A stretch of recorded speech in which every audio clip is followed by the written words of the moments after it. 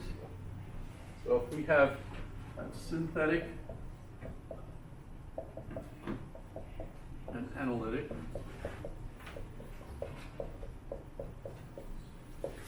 and we have a priori and a posteriori.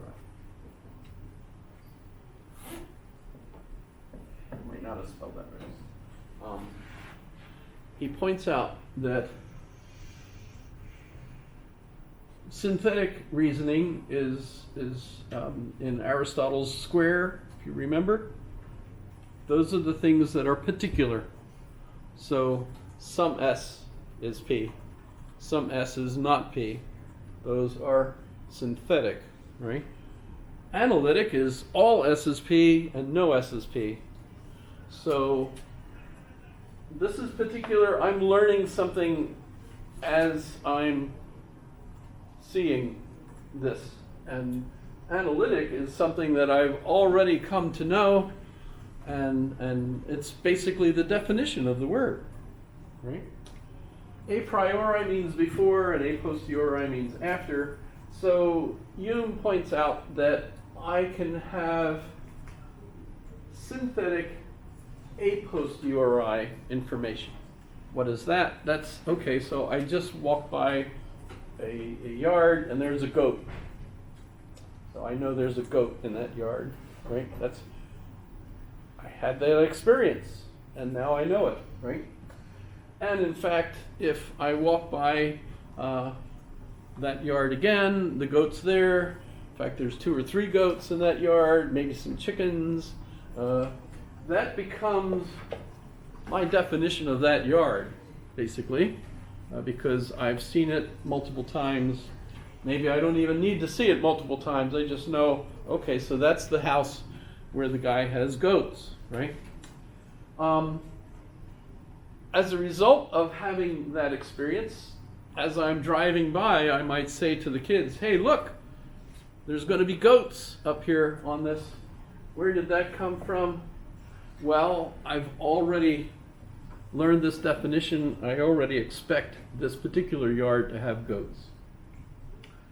But what David Hume points out is I can't have a prior piece of information that would be a synthetic experience. So I can't know that if I walk out the door there's going to be a moose. Can't know it, right? There might be one, but I don't have grounds for saying there's a moose. You know, sometimes the moose come along and eat grass while we're in class, and since they're big, they end up taking up the full window space. It's fun to have students all on the side taking pictures, and I realize this class is shot. You know, we're not going to, it's too much of an interest to take a look at the moose. Well, so I cannot have synthetic a priori information. And here's the kicker. Everything we've been learning about philosophy from Plato on, where they're trying to describe the nature of epistemology or the nature of the metaphysics of the world, we have these ideas. And as a result of the ideas, we see things.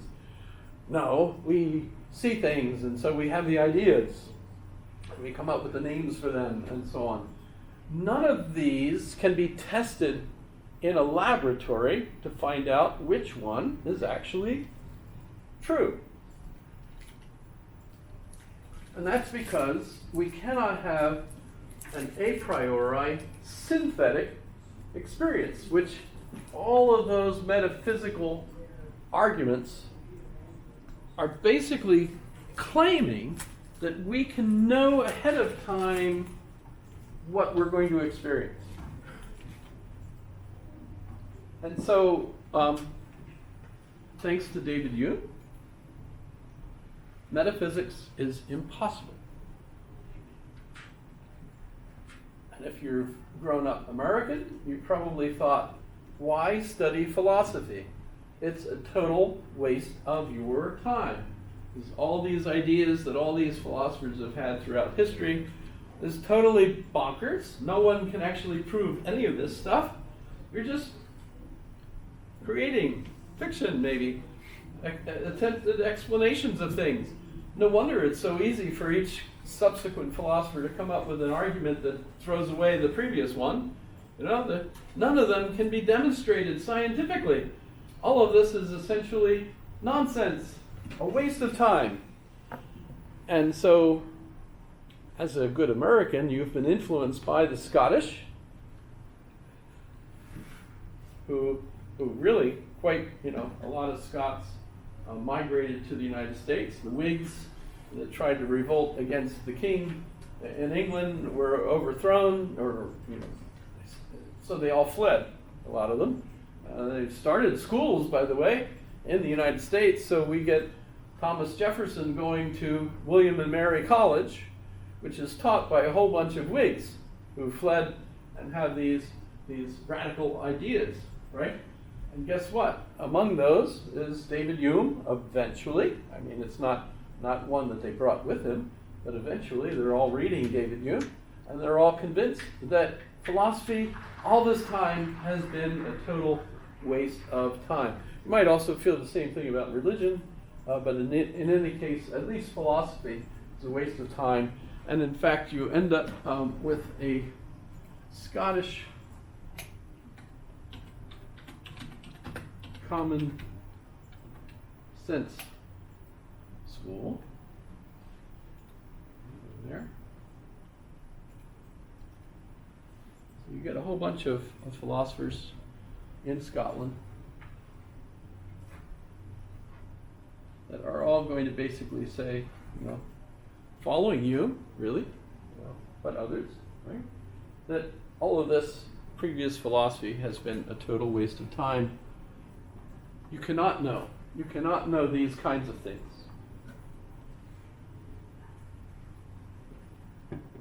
So it's a waste of time. So stop it.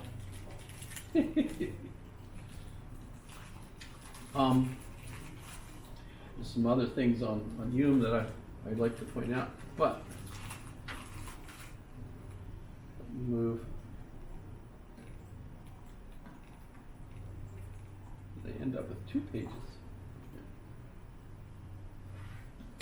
Well, Immanuel Kant is a follower of Christian Wolff.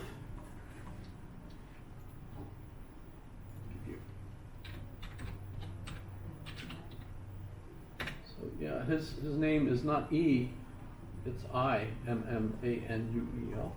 By the way, his family apparently were originally Scottish and fled for religious reasons. And they originally spelt their name C-A-N-T and discovered that the Germans mispronounced it, so they changed it to K. In any case, he lives in Königsberg and apparently never left more than 3 miles away from Königsberg. But he grows up being a follower of Christian Wolff. Christian Wolff was the in-between philosopher that studied Leibniz and then passed Leibniz's philosophy on to the next generation. So Christian Wolff, not considered to have been that significant as an individual philosopher, but keeps Leibniz alive and passes that on. So Kant grows up being a rationalist, believing basically Leibniz's philosophy through the filter of Christian Wolff. And he's fairly old, actually. He's been a scholar teaches logic, anthropology, geography, geometry, all kinds of things. And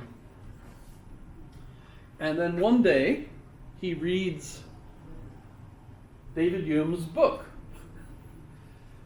And he wakes up from his rationalist slumbers. Let's see if I can find a good quote here.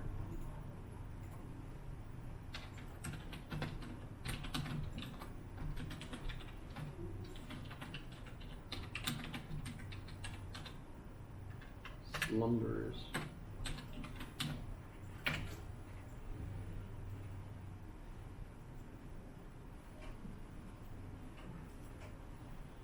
So he's reading David Hume, and he reads this argument that David Hume gives, and Kant, who is a rationalist philosopher that believes in Leibniz's metaphysics, suddenly realizes, oh shit. Well, actually, he used German, so he said, oi, scheiße, right? I have to answer this. Hume seems correct. In fact, he continues to think Hume is correct. And so Kant has to answer Hume. By the way, officially by the time Kant read David Hume was dead. So this is just a philosophical point that he's got to answer David Hume. But he's got to solve this problem, otherwise metaphysics is nonsense. So he woke up, and he had to come up with an answer.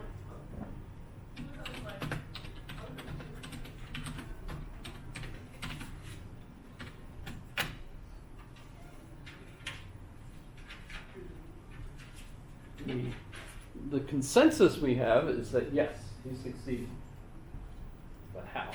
That's the question. And if you're going to be a contemporary, you have to at least believe in Kant's answer to David Hume. That's like the main thing. Although following Kant, you also have this continuation on into Gottlob Fichte and Friedrich Schelling and, of course, Wilhelm Friedrich Hegel. And you end up with our contemporary position. And what I like to argue is that, and in my test question, I asked, how did Kant lead us into our contemporary psychological position, right? The answer is, let's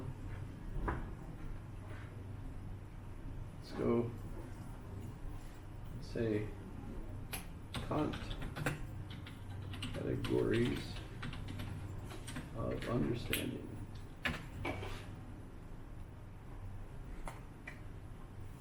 So the problem is, how do we answer Hume? What's the a priori that enables us to know ahead of time what specific things we're going to experience? And he concludes that Hume is right. There's nothing in all of the things that we experience that give us that ground, that metaphysical basis for our experience, which, by the way, we'll call phenomena, right? So we end up with essentially phenomena.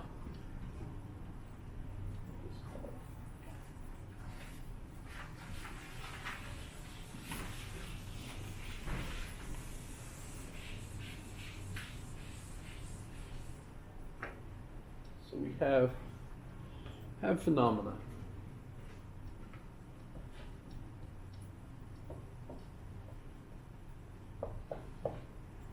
Everything we experience, whether it's lively impressions or less lively impressions, everything that's going on in your mind is the phenomena that you're experiencing.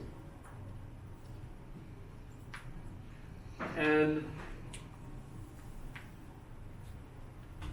you feel like there's an I that's experiencing all of that, but you can't actually see the H. You can't see the I.